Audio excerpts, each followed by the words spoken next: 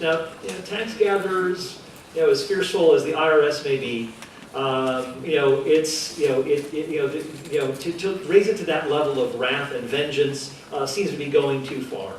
But what is interesting is that as we read in chapter 12, Paul is talking about personal relationships. That in your personal relationships, if your enemy is hungry, feed him. If he's thirsty, give him something to drink.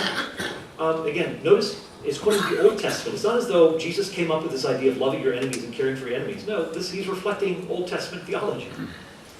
But in chapter 12, it says, Paul, again, speaking personally to the Romans, he's saying that, again, don't be overcome by evil, but overcome evil with good. Again, referring back to the Sermon on the Mount. He is also saying that, do not take vengeance, but leave room for the wrath of God, because, as the Lord says, vengeance is mine, I will repay. Then those same catchwords are used in chapter 13, where Paul talks about where the vengeance is to be taken. It is through the state, not through the individual, where vengeance is to be taken. So he says that the state, the minister of the state who bears the sword, is a minister of wrath. Same word is used in chapter 11. Leave room for the wrath of God. Here's the wrath. It is a delegated wrath to the state, where punishment is justifiable. The state has a responsibility to mete out wrath, to be a minister of vengeance. Those same, again, the same words are being used here. Very interesting. So Paul is saying, don't take matters into your own hands, but there is a place that if it's doing its duty properly to protect the innocent, preserve the peace, to punish the guilty. Those P's, preserve the peace, punish the guilty, protect the innocent. That's the duty that the state has. A God-given duty, I might add. And so if a state has this God-given duty, it seems that it would not be a far cry to say that there could be those who actually work for the state as believers to actually carry out this God-given duty, say serving in the military, or serving on the police force to protect the innocent and to punish the guilty. So it seems that we have, again, an image of, with a sword in Romans 13. Again, it's not the image of an officer's ticket book here. It's not as though, speeding ticket, this is the imagery of the sword here. No, the sword has a lethal connotation, and it ought to be taken with its full force.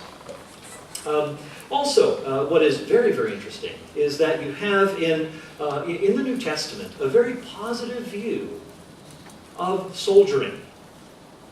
A very positive view of soldiering.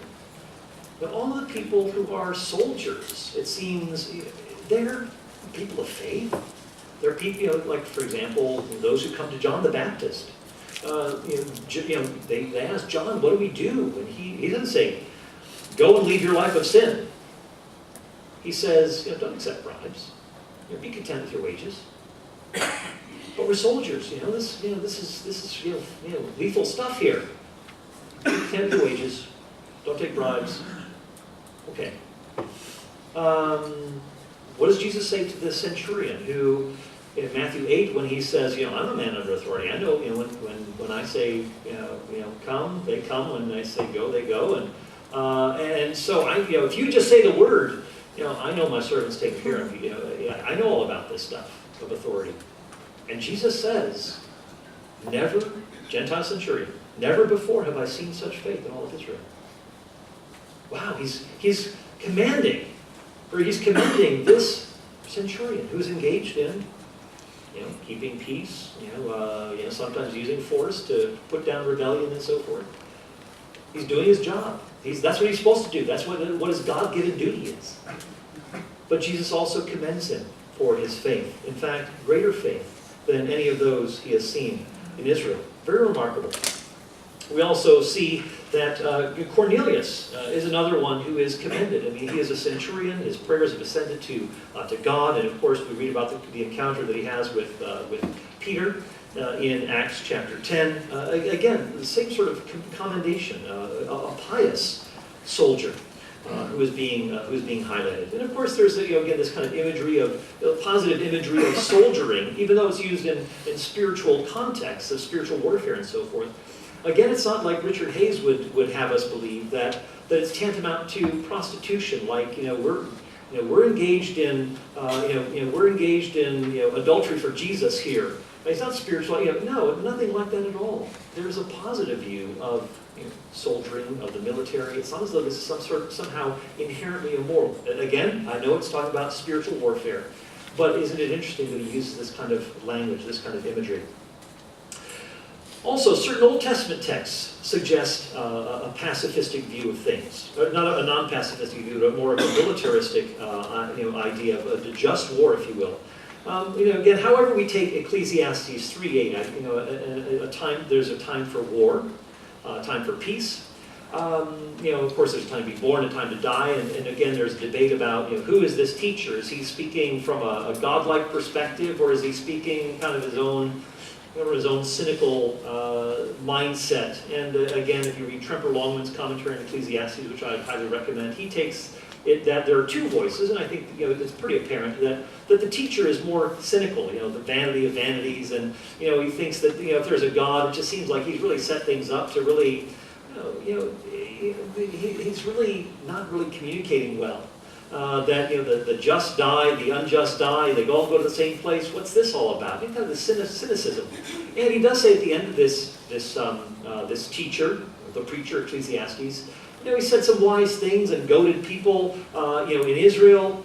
But the end of the matter is this: fear God and keep His commandments. So the second voice is speaking, qualifying the teacher, saying, yeah, he said some wise things, but he says some things that are, not, just not right. But anyway, I encourage you to take a look at Tremper Longman's book. But I think there is something to be said for, there's a time for war, a time for peace, a time to be born, and time to die. He's simply talking about the basic facts about life, and war and peace would fit in there. But also in the book of Proverbs, we read it says, "Make war by wise guidance." Now, he's not talking about killing the Canaanites. He's talking about general principles of warfare here. It says in chapter 24, verse 6, "For by wise guidance you will wage war in an abundance of counselors." There's victory. You want to consult, you want to confer, you want to find out what the alternatives are, and be strategic in what you do. So again, it seems like even in the Old Testament we see some general natural law principles, if you will, when it comes to this. Now, I'm running out of time here, but just as in the last point, a lot of people who take a nonviolent / pacifistic route will argue that before the time of Constantine, of course we think of around the 4th century, he presided over the Nicene Council in 325, AD 325, and so during this time of Constantine, people say, well, there's a shift, that there's this Constantinian shift. Before, Christians weren't involved in the military, and then after they got the power of the state, they became involved in the military. Well, actually, as you look at the facts, it is a much more mixed bag than that. It's not that, I think that's a more simplistic way of looking at it. For one thing, you do have Christians who have been persecuted, and so Constantine, who embraces Christianity, is now the emperor. Wow, can you imagine breathing a sigh of relief? Wow, Christian faith, we're not going to be harassed anymore by the government. There's relief, and so they're trying to figure out what this, having state power looks like. But we also see that another point is that the New Testament itself is not necessarily anti-militaristic or non-militaristic. We've seen the evidence for that. Another point is that just even the early church fathers, as they write, and also the findings that we have of cemeteries and so forth, or tombs, we see that Christians are involved in fighting in the military. We see, we see a number of reasons for arguing that the bag is mixed. You do have Tertullian and Origen who are more pacifistic, but they do acknowledge that the government has a place in fighting. And so I've given you some evidence here for that shows that the case for kind of a slam dunk case for pacifism before the time of Constantine simply is not there. That we have Christians fighting in Syria. We have Tertullian talking about how Christians are everywhere in fortresses and military camps. Again, Christians are involved. We see that that even Tertullian himself prays for security at home, brave armies, protection of the imperial house. Even though he's a pacifist, he comes to that position.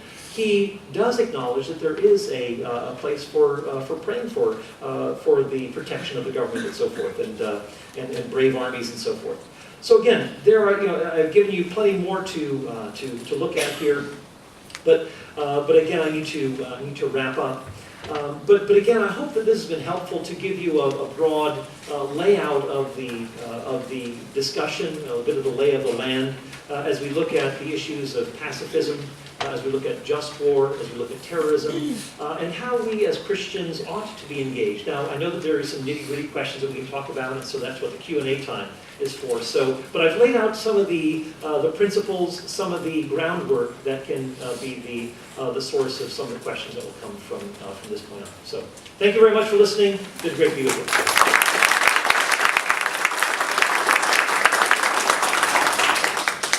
Okay, so thank you this morning. Thank you, Paul. And what we want to do right now is we don't have time really for another break. But just in a moment, I'm going to ask you to stand and kind of stretch your legs and such as that before the Q&A. What I'd like to do right now is when you came in and registered, there was someone who Lisa gave an IOU because she didn't have change.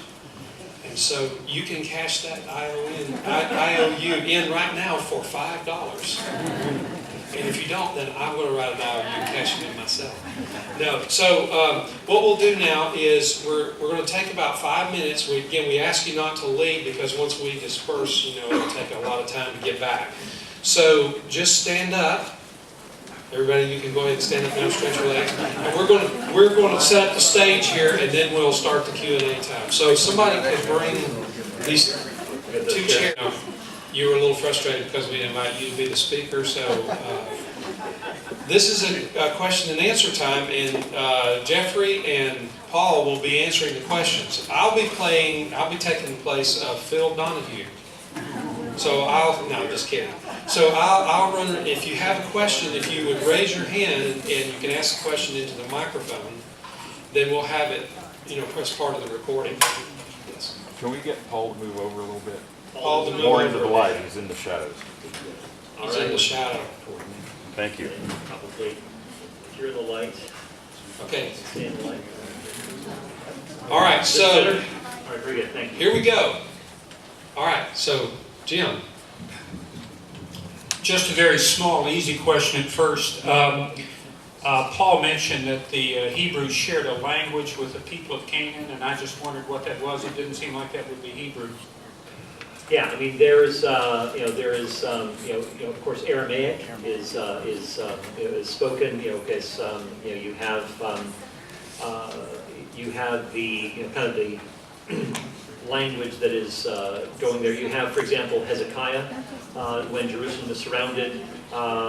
He says, speak to your servant. Speaking, the Hebrew language is being spoken, but he says, speak to your servants in Aramaic. Because it wasn't as well understood by the people who are leaning over the wall in Jerusalem and listening to what was going on. But yeah, you do have Aramaic, but again, you do have people who are speaking in the land of Canaan. You do have them speaking this language. I mean, of course, Abraham was there in this land. He was living among them. His children and grandchildren grew up there as well. So they were and then this was passed on in the land of Egypt as well. So. Yes, question. I know the topic of justice is a fairly complex one, but could you give us a definition of justice as it applies to the topics that you talked about today? I mean, justice has to do with giving to a person what is due to him, and so when you're dealing with the perpetrator of what is wrong, then what is due him is punishment. Those who are innocent, what is due them protection. That there are certain, and again, we've talked about certain overriding, issues such as you may have overriding considerations, say in a terrorist attack, and a plane is hijacked and so forth, and what is generally to be done may need to be superseded by averting greater calamity. But basically, justice having to do with giving what is due to all parties. I don't know if that's it's a kind of a simple beginning, but that's the starting point to kind of get our feet into the discussion. I do want to mention that Jeffrey has joined us in the Q&A specifically because of his expertise in church history and history. And we also wanted to bring some questions in related to the Crusades, because that often comes up. So, I'll just mention this too. In the book, Did God Really Command Genocide?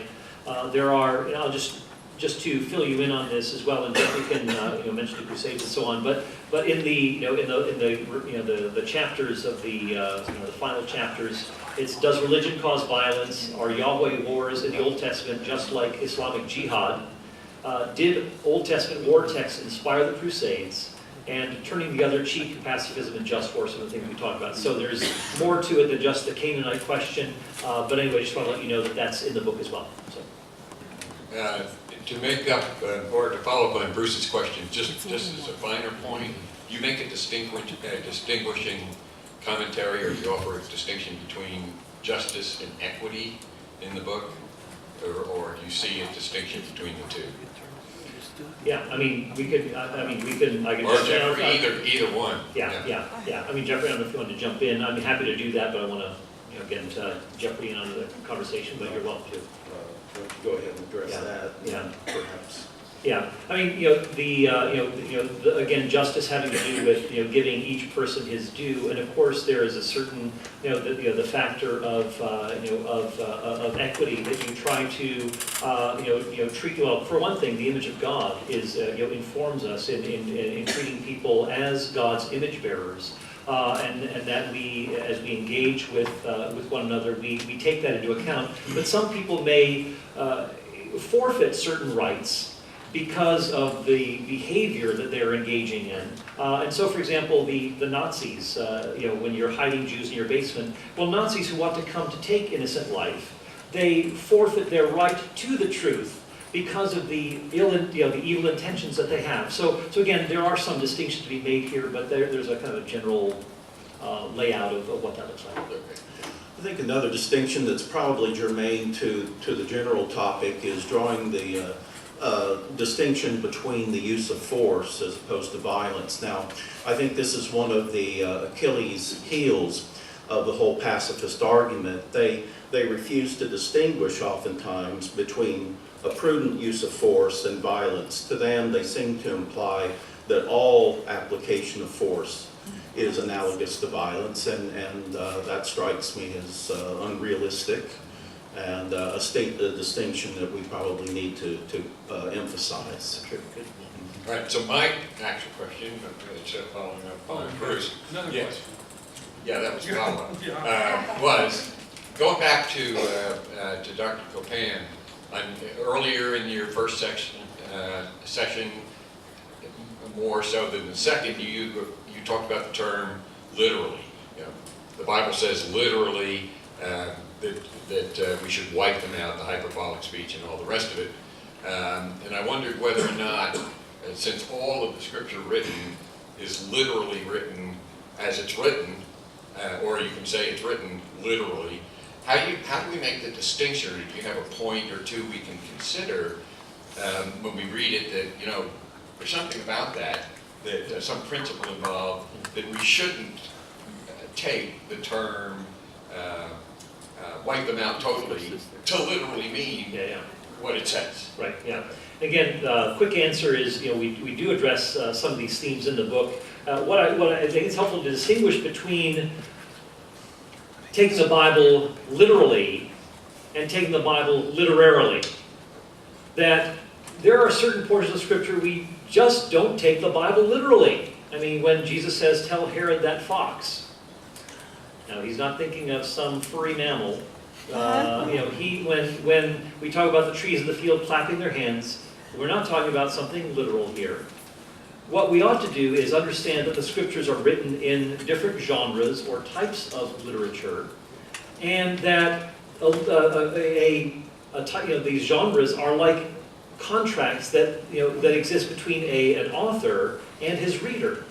And the author is assuming that as he is writing in this genre, you will interpret him accordingly. And if you, for example, Revelation is, chapter 4 through the, first part of chapter 22 is highly symbolic. This is called apocalyptic literature. And so you basically flip historical narrative principles on their heads, whereas in historical narrative you take something as historical unless you have good reason for taking something figuratively. Whereas in Revelation, in this apocalyptic section, you assume something is symbolic unless you have good reasons for taking it literally. I mean, that's really how it works. You need to understand the genre. Some people have a one-size-fits-all, oh, I take the Bible literally. Well, actually they don't. And I talked with someone yesterday, and he was, we were talking about, well, I said, he said, we need to take the Bible literally. I said, well, do you believe that the earth rests on literal foundations? No. Okay, well, then I think we understand what we're talking about here. So I would emphasize, some people say, well, but it seems so clear that the Bible is talking about utterly wiping them out. Well, we also have competing texts that say that they weren't all wiped out. And some people say, well, it seems so clear that maybe we need to question whether Jesus rose from the dead. That maybe it wasn't a bodily resurrection.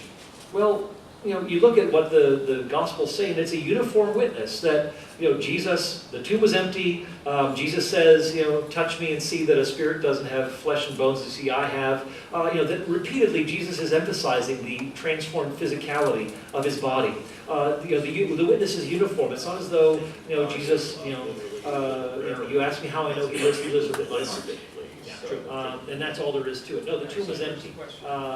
Yes, would you comment on the effectiveness of the Mennonite church and their thrust for peace? It seems they've sacrificed evangelism for peace. Thank you. I'll jump in. I can church is right. Well, for a couple of years, my wife and I were part of a Mennonite church, wonderful Christian people.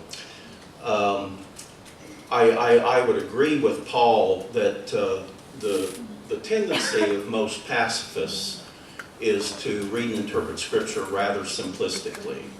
And again, to come back to that point, they would like to argue that all application of force is analogous to violence itself. I feel like this is just unrealistic. They have provided, of course, at times, a very powerful witness to contain the use of violence and warfare and so on. But personally, I was never a philosophical pacifist. I've always found that position to be untenable, and frankly, it can be irresponsible, I think. Well, as Paul indicated, perhaps even immoral in certain circumstances. Yeah, but to their credit, I think they do remind us, and others in the Anabaptist tradition remind us that we always need to be engaged in reconciling activity. We always need to be engaging in building relationships. That we need to be engaged in proclaiming the gospel that brings about transformation. We need to be seeing, are there creative ways in which we can engage to minimize hostilities and misunderstandings and so forth. So there is I think there is a healthy emphasis that they give to it, but again, I wouldn't go the whole way in endorsing that way of thinking. But it is good to remember. I think if I heard your question correctly, you were also asking whether they had, in so emphasizing the peace, that they had actually compromised the gospel itself. Well, they seem to emphasize peace, but nothing on the gospel. evangelistic Gospel side. Well, that's not so typical of traditional Anabaptists and traditional Mennonites, but it is typical of a lot of the newer generation. Since the 60s, there has been a general forfeiture, I think, of evangelism in favor of peacemaking. So I think your point's valid, especially as it applies to younger Mennonites today. One question that I often hear is, either one of you can comment on this. Okay, in the just war tradition, that there are always unintended consequences from the use of force or violence. And so once we allow for the use of violence, that, you know, these unintended consequences will, you know, sort of create unjust situations where innocent people are suffering, you know, because of the use of force or violence. What do you say to that? So you okay? Sure. In our booklet on natural law, the moral foundation for social and political civility, we have an appendix there on just war theory, a little bit of, it's basically a brief history of just war theory, as Paul outlined as well. We conclude that section with this comment: just as these just war principles have been generally acknowledged in theory, they've regularly been violated in practice. In fact, just war theory has always been more of an ideal than a reality, and once an armed conflict begins, the rules of engagement are very quickly, oftentimes, ignored. Nonetheless, like the Ten Commandments or any other moral code, the principles of just war are useful and undoubtedly have had some tempering effect on violence and inhumanity perpetrated in at least some wars. And for that, we should be duly grateful. Yeah, I'll jump in too. That there are, certain. There's a presumption often in this discussion that in war there's this absolute rule that all because all innocent life all people have a right to their preservation of life and so forth, that any time that is violated, that therefore this is unjust, and therefore just war cannot be sustained because it will often carry with it certain unintended consequences, namely the death of innocents in these sorts of situations. I think it is helpful to distinguish between death is always an evil. Death is always an evil. That it is not, there's this cemetery that is near us in Palm Beach, near Palm Beach Atlantic University, and it has this crazy line that says, anything so universal as death must be a blessing. It's just, it's totally cracked. Anything as universal as disease must be a blessing.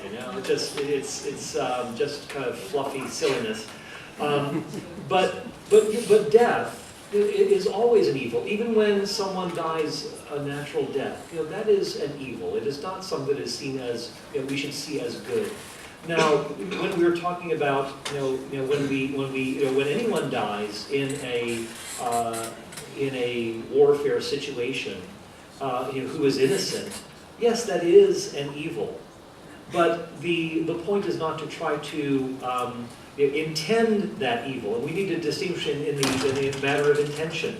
Are we intending to cause this evil? When a murderer wants to take someone's life, his intention is to do something that is directly evil. And so just war does make this kind of distinction that the intention is not to to choose or to desire. We don't desire this evil, but sometimes these evils will result, and so there is room for making these sorts of distinctions here. And I think a lot of people, when they dismiss just war, they say, "Oh, it's all evil." Well, I think there are some important nuancing that needs to be done, and I would simply refer people to Nigel Bigger's book, In Defense of War, which goes into a lot of detail, which also talked about just surveying attitudes of people who are soldiers in warfare, that they're typically, is not a certain animosity that they have against their opponents, and a lot of times people think that war is driven by hatred, by anger, and so forth. No, it's often driven. It's often driven by protecting one's loved ones. It's driven by yes, you will have people who do evil, people who will invade other lands like Putin and so forth. They will engage in all kinds of evils. But I think when we look at, say, our nations, the allies, and there hasn't been that kind of animosity that, because a lot of people think that animosity or that hatred drives people to warfare, and I think that's just an unfair charge. So anyway, those sorts of nuances are important to discuss in all of this, but we can only be very brief here. I want to go back and close the loop on the wiping everybody out question, because I think it's clear from Scripture that the Israelites did not utterly destroy their enemies. What's less clear to me is that our jealous, holy God was speaking figuratively instead of literally when he gave some of his commands. And in particular, I say that because it appears that a lot of the problems the Israelites had throughout the Old Testament history was because they failed to wipe everybody out, and then they had the problem of intermarriage and foreign gods and all that sort of thing. Could you comment on that? Yeah, I mean, they failed to drive out the people, for sure. And of course, because they're religious compromise, God told them that they were going to be, driving them out slowly, so that the land would not be overrun, by wild animals and so forth. But again, notice the point that I'm trying to make here, and I think this really hones in on the specific issue. Remember I said, right toward the end of my first talk, that Moses says, utterly destroy them, leave alive nothing that breathes. We see in the book of Joshua that he carried out all that Moses commanded.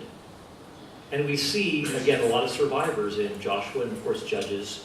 Well, if Joshua is indeed carrying out all that Moses commanded, it seems that we do have, I think, ample room to say that Moses did not intend this to be literal. But again, the primary thrust is to drive them out, to dispossess. That is the major impulse, to remove them from the land so that they will not be have this kind of influence within. Because if they remain the dominant culture in the land, the Israelites will be swallowed up in that, and so the goal is to drive them out. And so this is, so it's a kind of a two-stage sort of thing. But again, I think about the emphasis on Joshua carrying out all that Moses commanded and how that cashes out in the book of Joshua and the book of Judges. What did God command? That's the question. Pardon? What did God command is the question. What did God command? Well, God, what Moses commanded. I understand what Moses. Well, when God says he's going to utterly destroy the Israelites or the Judahites in Jeremiah 25:9, is he thinking in terms of totally obliterating them? Certainly not. Read the end of the book and you see that's not what is on his mind. So what you're doing is you're not making a distinction between what Moses said and what God's intention was in this case, because Moses is representing God's perspective, which is that he's to drive them out. And you're saying that synopsis of the situation, which was that he carried out, that Joshua carried out all that Moses had commanded, is actually saying that Joshua did what God wanted Moses to do. Yeah, exactly. Okay. Yeah, thank you. All right. Hey, all the questions so far have come from this side. Is there anybody over here that has a question? Hey, one over here, and then I'll come back. I want to follow up right where we were. One of the first acts that the Israelites did when they crossed the Jordan was the destruction of Jericho, with the exception, of course, of Rahab and her family. So that's a total destruction, as I understand it. So going against the drive out theory that you're talking about. Yeah, you do have 3 cities that are highlighted that are burned with fire. Only 3. You have Jericho, Ai, and Hazor, but that's it. Those are the 3 cities that are burned with fire. But keep in mind too, you have them going to these cities, engaging these raids, and then going back to the base camp, which does suggest, as Kenneth Kitchen says, these disabling raids that are more than just this total conquest. Remember too, you've got just from archaeology in these places, we don't have indication of a massive destruction here. We have something that is a gradual infiltration. So that's again the evidence points to that as well.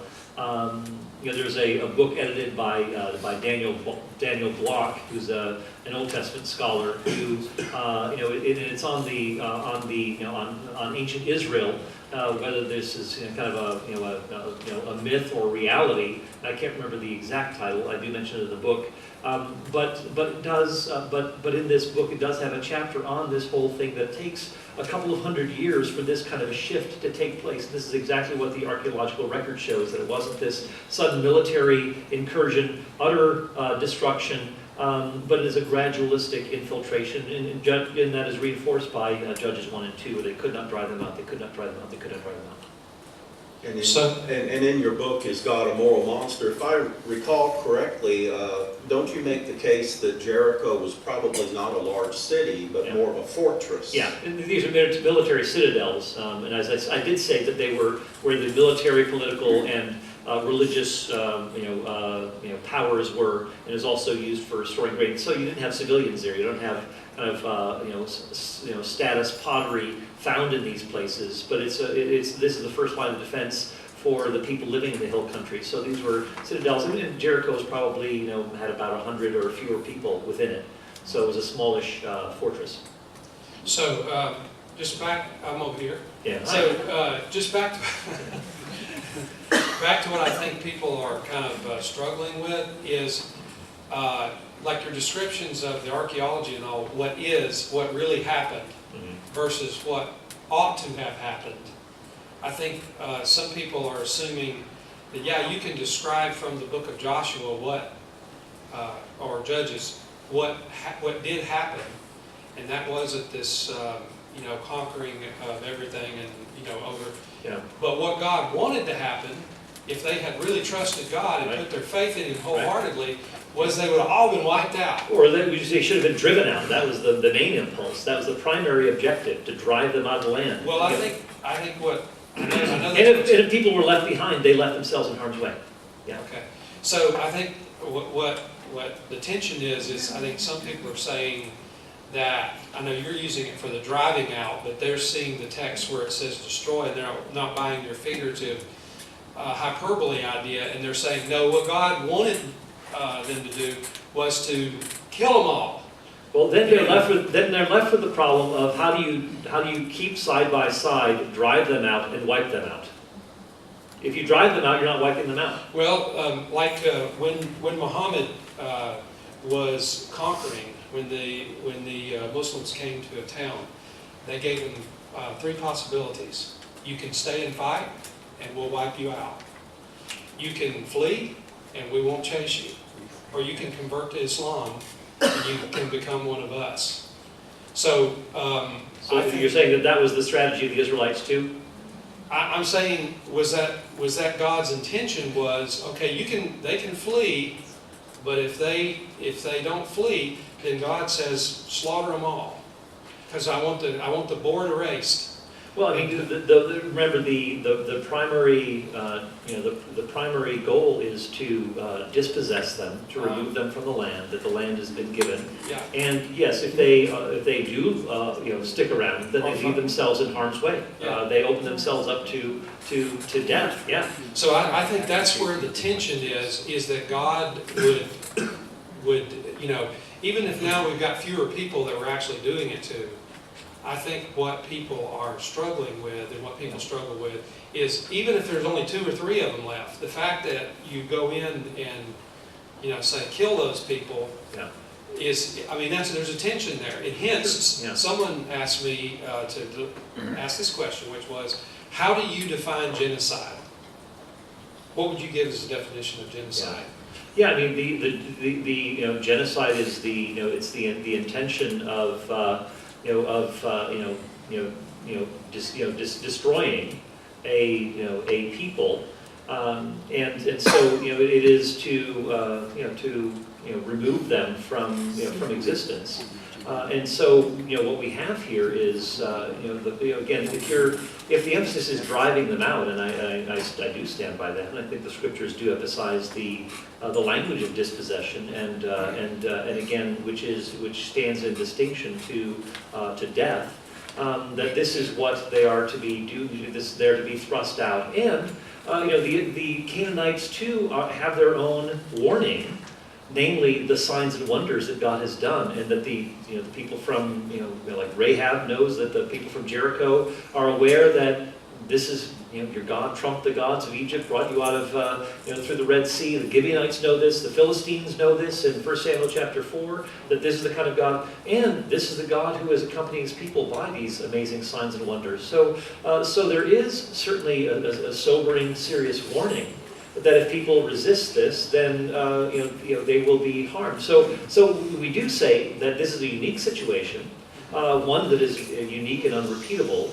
And we talked about that that there may be innocents who are harmed, and that and that if this happens, with God's commands, that God issues these commands in these unique situations of supreme emergency or overriding considerations, such that a good God who is commanding this, good and just, and God is doing so with morally sufficient reason. And so we need to look at those pictures as well, and look at again, I'm trying to broaden our horizon rather than in a sense focusing on, well, what about this? Well, I have tried to unpack a larger case, and so if you're only going to focus on this, I think you're missing the bigger picture. Yeah. And I'm thinking that actually, as you mentioned, the signs and wonders and all that, and they're resisting then God in light of the signs and wonders. In that sense, they're equivalent to the Egyptians who have seen the signs and wonders, and they come after Israel. And so they know God is with these people.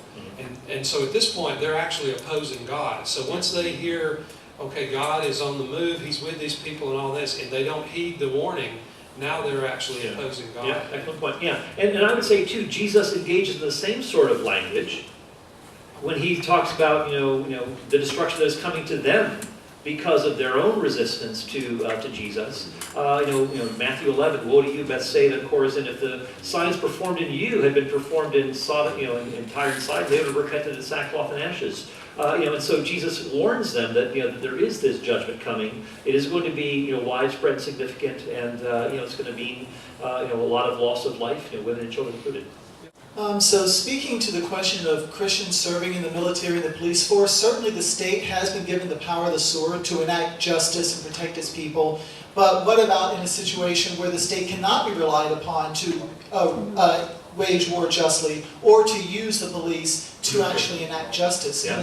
Can a Christian still, in good conscience, serve in a position where he could be bound by those of the state to act immorally? Yeah, I mean, I'll just speak quickly, and feel free to jump in, Jeffrey. I think where the Christian is going against his conscience, he should not act. And if he knows he's doing something that is contrary to what is right, he should resist. Like the My massacre or something, to engage in that would be wrong. And you say, well, I'll take the consequences, but I'm not going to do that. Right. Yeah. Yeah. Ultimately, our accountability, we answer to God, not to the state. Yeah.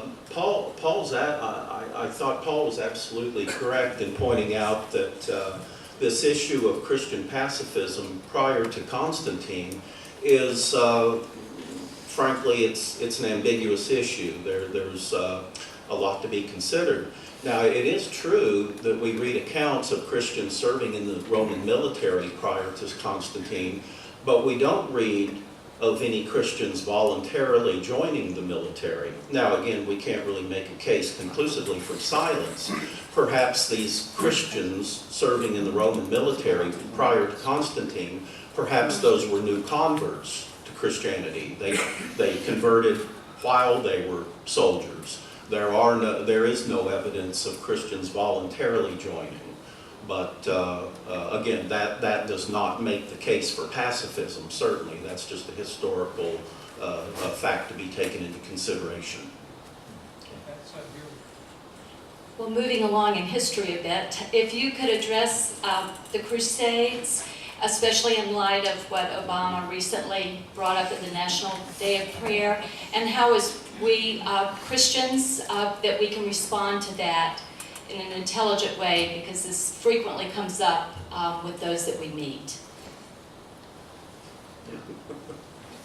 So I guess Oh, why don't the you, question there take goes, a shot first. the question there goes something like this. Isn't the Crusades just the equivalent of The Christian equivalent. of- jihad? Yeah. Yeah. A few things to note, and again, I touch on this in the book. I deal with 5 myths pertaining to the Crusades. One of them is that the Joshua Deuteronomy text inspired the Crusades. Actually, it was the words of Jesus that were most often quoted, not Joshua and Deuteronomy. The words of Jesus about laying down your life for your friends, or about giving up everything for Jesus and so forth. All of these statements of Jesus are being appealed to. Another myth is that that it was a pursuit of wealth. If you wanted to get wealthy, you'd go to Spain. You wouldn't go to the Middle East. But basically, what instigated it was basically a response, a defensive response to pilgrims, Christian pilgrims going to the Holy Land and being disemboweled, women being raped and so forth. There were all manner of atrocities that were taking place on the part of the Muslims in the land who were engaging in these sorts of acts. And so Christian pilgrims going there were being persecuted, were being put to death, were being brutalized. And so it was a response to this sort of a thing. Again, Europe at this time had been dealing with all manner of instability and battles on other fronts that they couldn't address the incursion of Islam into previously Christianized lands. So remember that there is a context to the Crusades. It wasn't as though, the Muslims were just there minding their own business and bam, all these Crusaders descended upon them. These were Christianized lands first that were taken over by Muhammad's followers, and that this was a defensive response. Primarily, were there abuses? Sure. But I think the greater weight is that this is a defensive response. There were several attacks within Turkey again during the time of the Crusades that actually launched these crusades that were a response to these assaults. There are several historians of the Crusades who lament that the word is out, that the kind of the received mythology is that the Crusades were this unjust attempt at going into Muslim lands where people were minding their own business and they had no business being there. No, it was actually these lands that had been once Christianized, that had been taken away, that Christians were being brutalized, that pockets of Christians were that places where Christians lived that were being attacked by Muslims. So it was largely a defensive response. Again, I'm not saying there's a pristine moral response, but in large part it was a defensive and I think justified response to what was going on. So take a look at the book. There are also other references that I give to these we look up on these books on the Crusades that give another perspective on this. Have generated and how interested people are. It's actually past 12:30, and so I want to thank both of you for your answering questions, and Paul for your presentation. Sure. So let's give them a hand.